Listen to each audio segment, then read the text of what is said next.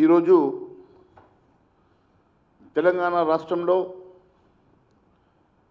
ఎక్కడ చూస్తే అక్కడ కరువు కాటకాలతోటి రైతాంగం ఇబ్బంది పడుతున్నటువంటి సంగతి మనం చూస్తూ ఉన్నాం.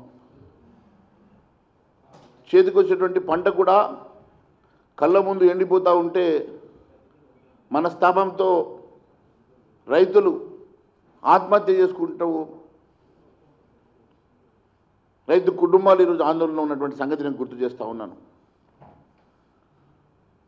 మొన్న ఎన్నికల సందర్భంగా ఎన్నో హామీలు ఇచ్చినటువంటి ఈ రాష్ట్ర ప్రభుత్వం రైతాంగాన్ని నిండా ముంచిన సంగతి నేను గుర్తు చేస్తూ ఉన్నాను. పిసిసి అధ్యక్షుడిగా రేవంత్ రెడ్డి గారు 2 లక్షల రుణమాఫీ చేస్తా, ఎవరికైనా రుణం లేకుంటే వెంటనే వెళ్ళి బ్యాంకుకు వెళ్ళండి, రుణం తెచ్చుకోండి, డిసెంబర్ 9 కల్లా నేను రుణమాఫీ చేస్తా అన్నాడు కదా.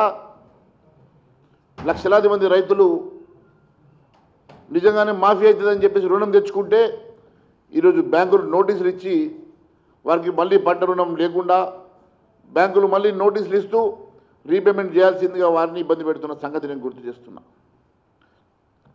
తాము అధికారం రాగానే 2 లక్షల రుణమాఫీ అవుతుందని చెప్పి పూర్తి విశ్వాసంతో చాలామంది రైతాంగం ఇంకా ఎదురు చూస్తున్నా ఇప్పటి వరకు దాని మీద ఈ ప్రభుత్వం ఎలాంటి నిర్ణయం తీసుకోకపోవడం నిజంగా శోచనీయమని తెలియజేస్తూ ఉన్నాను. ఖచ్చితంగా ఈ ప్రభుత్వం ఎట్లా ఈ రుణమాఫీని ఎగ్గొట్టాలని చెప్పి ఏ రకంగా తప్పించుకోవాలని చెప్పి చూస్తున్నట్టుగా మాకు అనుమానాలు వస్తున్నాయి. మరి ఎన్నో హామీలు ఇచ్చినటువంటి ముఖ్యమంత్రి గారు ఒకవైపు రైతు బంధు 15,000 రూపాయలు ప్రతి ఎకరాకు ఇస్తారని చెప్పినటువంటి రేవంత్ రెడ్డి గారు ఇప్పటి వరకు మీరు అధికారంలోకి వచ్చారు. గత ప్రభుత్వం 7,000 కోట్ల రూపాయలు రైతు బంధు అని చెప్పేసి రైతు బంధు కోసం అలకేట్ చేసి వారి అకౌంట్లో వేస్తూ ఉంటే ఎలక్షన్ కోడ్ వల్ల ఆగిపోయినాయి.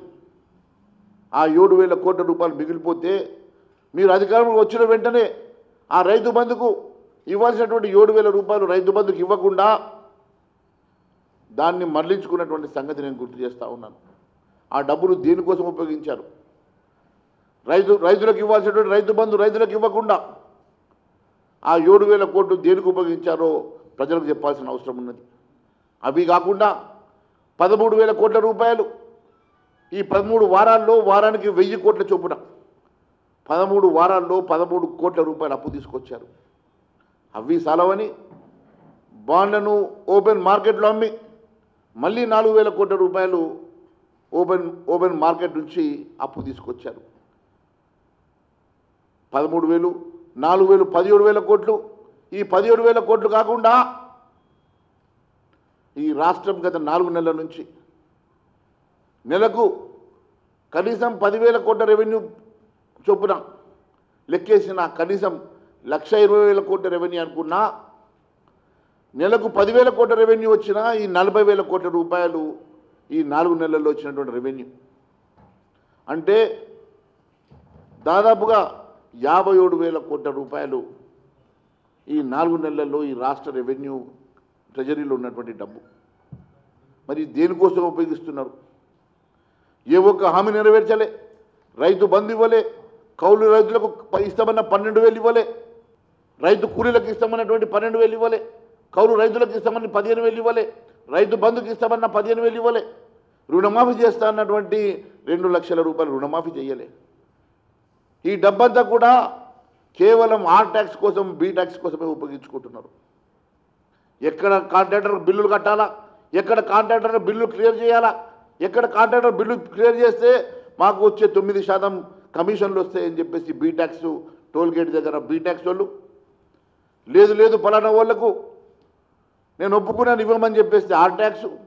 ఈ ఆర్ ట్యాక్స్, బీ ట్యాక్స్ల కోసం తప్ప ఈ రాష్ట్రం నిజంగా ప్రజల కోసం, ప్రజానికం కోసం, రైతాంగం కోసం ఏ ఒక్క రోజన్న ఆలోచన చేస్తుందా అని చెప్పి నేను ప్రశ్నిస్తున్నాను.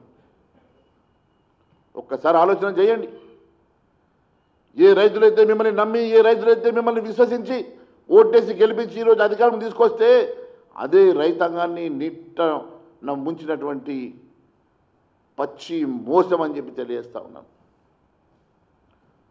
ఈ రాష్ట్ర ప్రభుత్వం అన్ని వర్గాలతో పాటు ముఖ్యంగా రైతాంగాన్ని పూర్తిగా మోసం చేసిన సంగతి నేను గుర్తు చేస్తా ఉన్నాను.